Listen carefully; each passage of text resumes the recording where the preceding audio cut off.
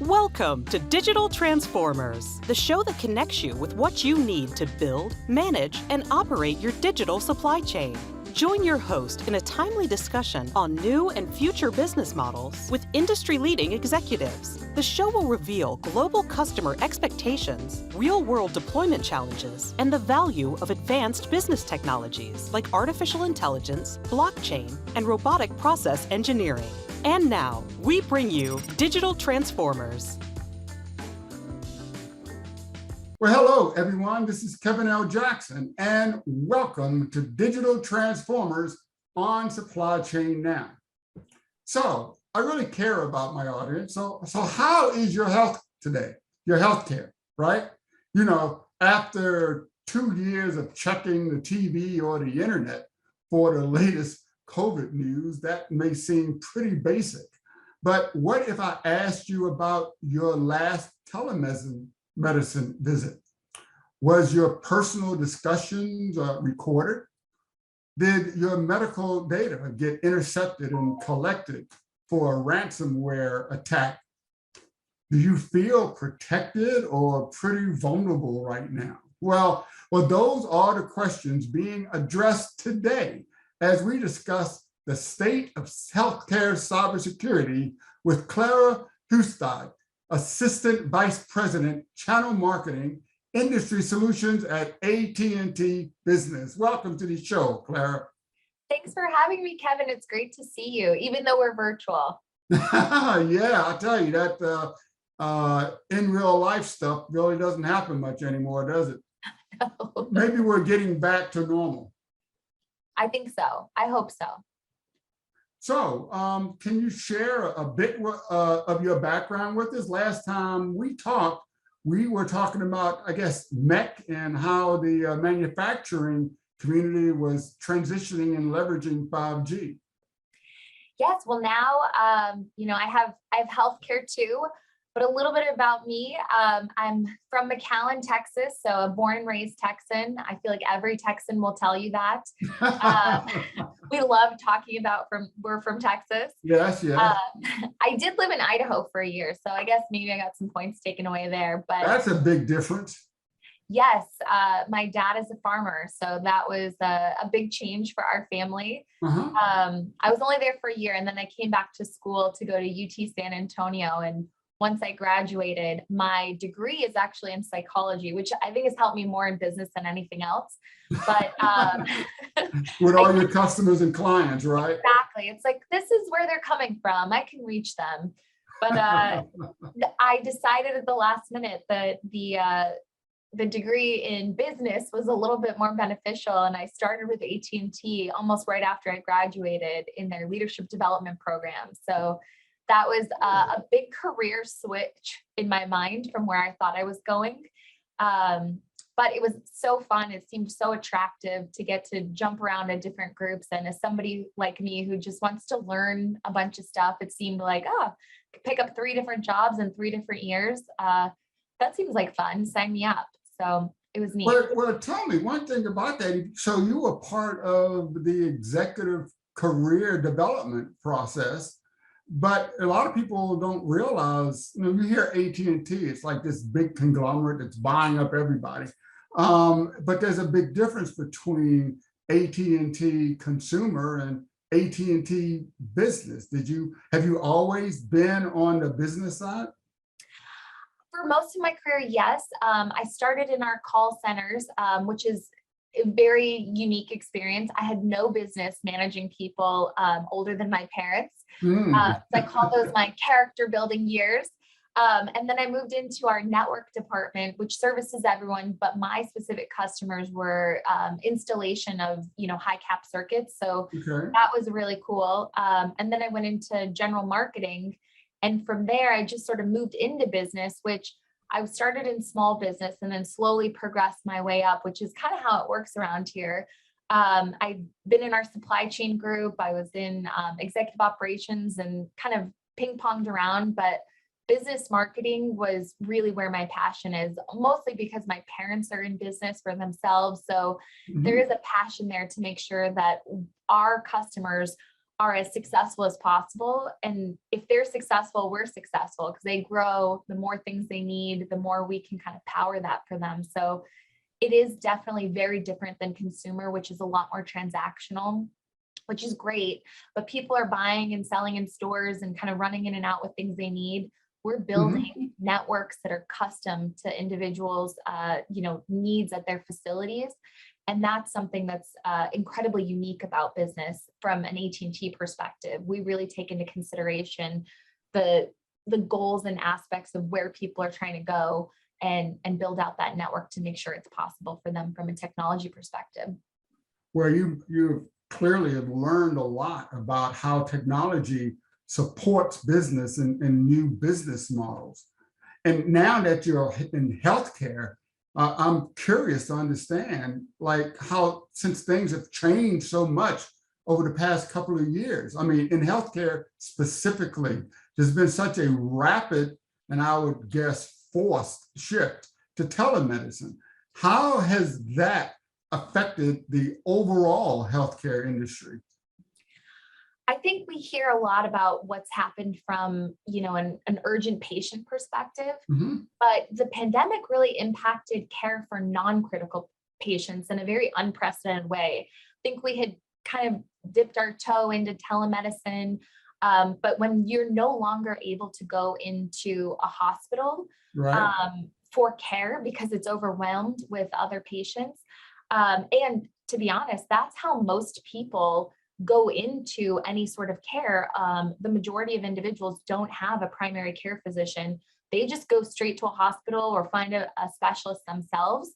So the ability to have care anywhere to meet those needs is something that I think is really here to stay. It helped providers reach a larger number of patients and quickly. So you don't have people coming in and out, having to check in and out. They can check in online. One of the customers that we have, one of the providers, they were telling us that patients didn't have to wait days or weeks for appointments. They had fewer missed appointments because people were at their home and could get a checkup. And as long as they had a really good camera and internet connection, they had a very intimate conversation in a private setting. And customers, or I shouldn't say customers, patients were a lot more open to talking about things because they felt comfortable in their settings at home, which is something that was new for doctors to hear and experience. And then the physical movement from room to room and then cleaning of the rooms didn't have to happen. So you were able to, progress more with people with chronic situations, create at-home care, especially with individuals with comorbidities. So I think it's a lot more impactful for preventative care. So keeping people out of the hospital is incredibly important to, our clinicians and providers. And that's something that they're seeing a lot of benefit in doing the telemedicine visits. But, that can make people, kind of worries people though, right? Because, how do hospitals secure those home cameras? And, I've seen home blood pressure cuffs. So when it comes to telemedicine, this is some pretty personal information and data. How do hospitals secure the edge, to make this safe? So it is, as a normal consumer of different healthcare products, I have my watch here that gives me my heart rate, things like that. Yeah. I wouldn't think like, oh, somebody would do something with this data. But in coming into the healthcare space, your medical data is 50 times more valuable than your credit card data. And truly, I didn't see that value. But as you start looking at what people can do with that information, and a bad actor being able to control your credit card, bank accounts, things you can buy, that's a finite amount of time. With medical data, they can create a whole human persona and seek medical treatment on your behalf, get access to medication, change your medication, abuse prescription drugs on your behalf.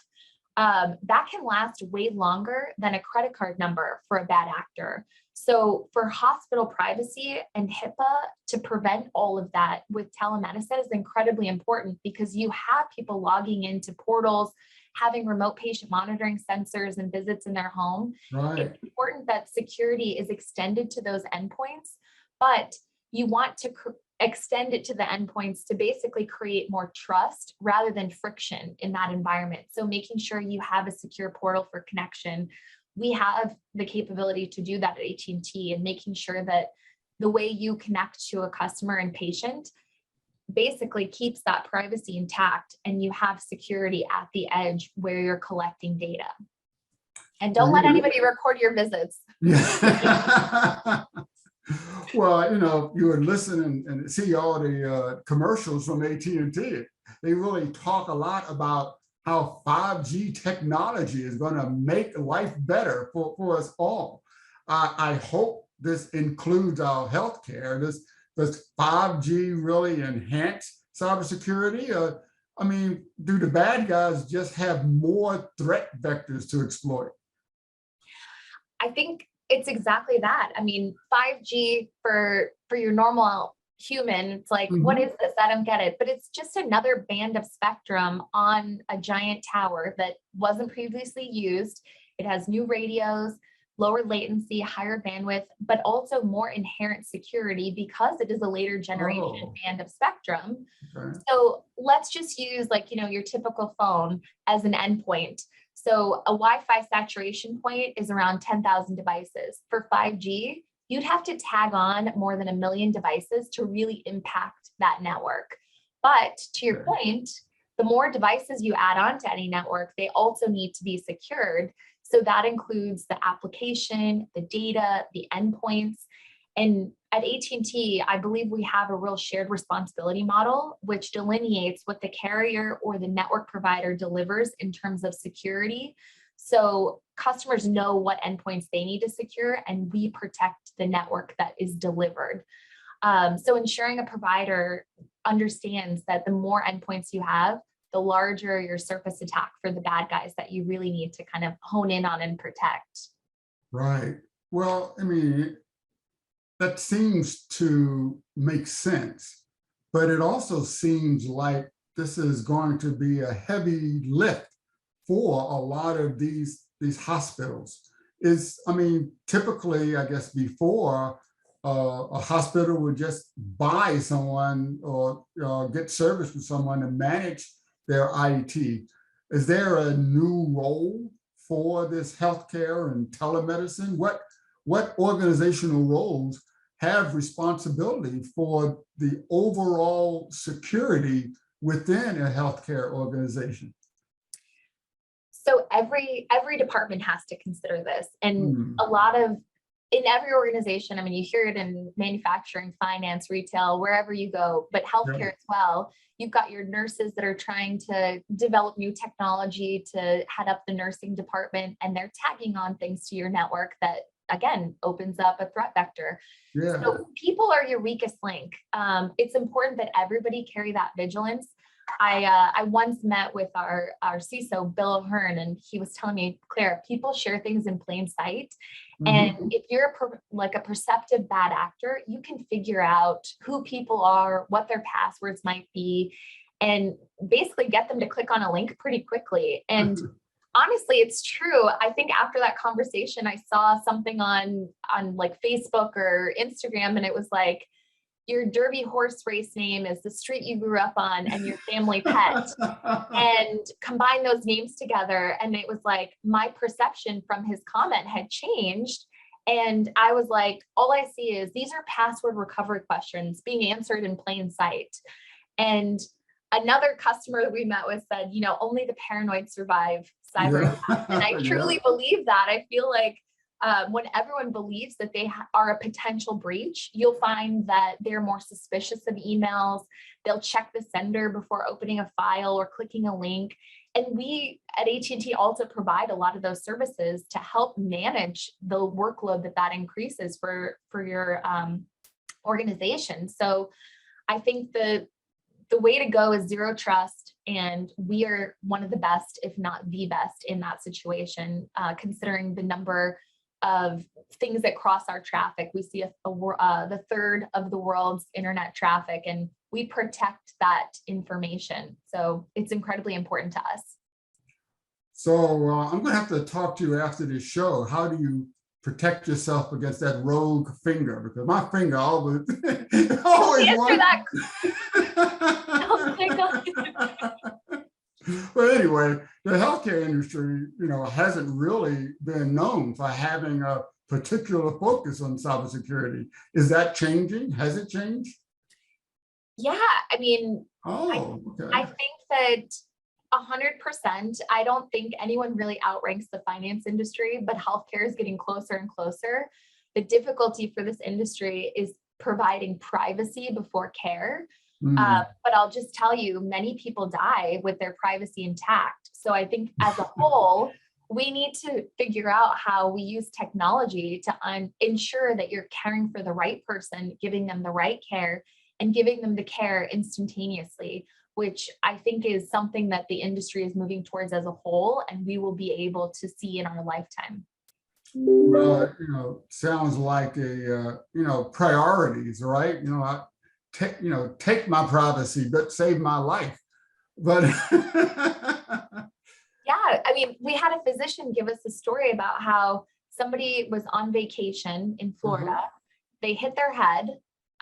They had a bunch of medical information, but the doctor couldn't prove that they were talking to another doctor to send them the information. wow. This guy was without care to make sure that he wasn't allergic to things. They ended up doing a bunch of procedures. He was allergic to a couple of things that they ended up doing to help reduce swelling, which caused more issues.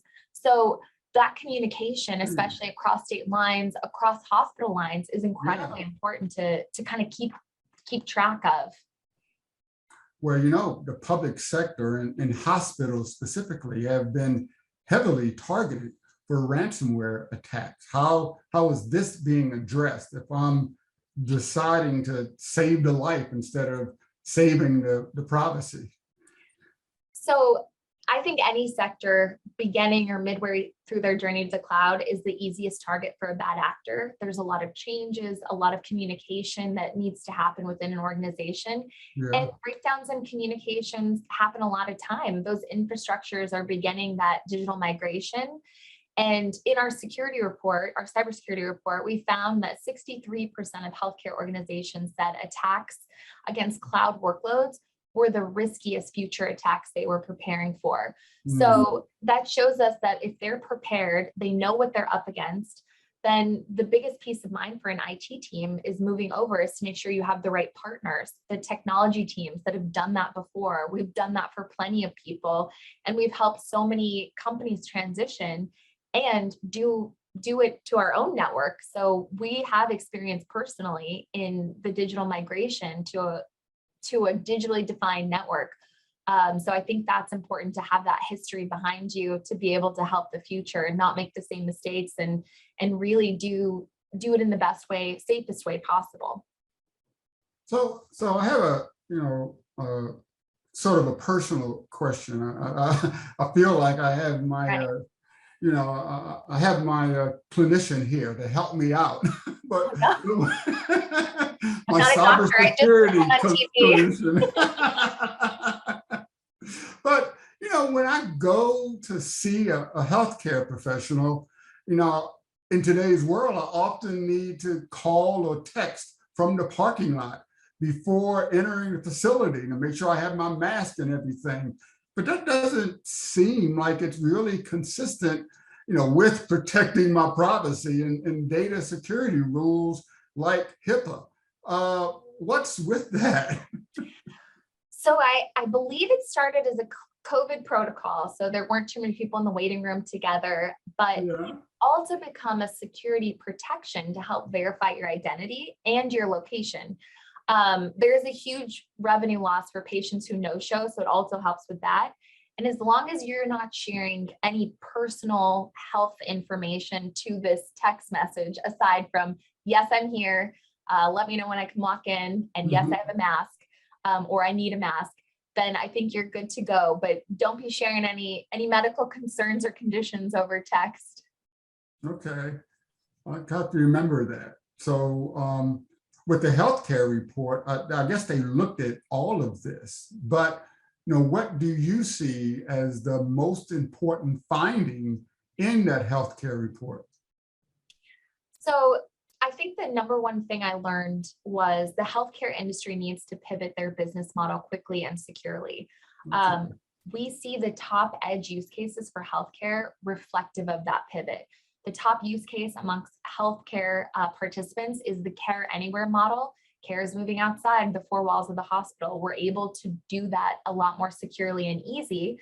But healthcare professionals believe the model has kind of an average perceived risk, but it's also the highest perceived impact from a cyber attack. So making sure that those endpoints are secure, devices that you're giving your patients are able to basically reflect the security protocol that you have inside your hospital. So making sure that that's safe and secure was one of the biggest takeaways. The second was the percentage of a budget that the healthcare industry plans to allocate to security. 44% of healthcare respondents plan to allocate between 11 and 21% of their overall edge project budget to security.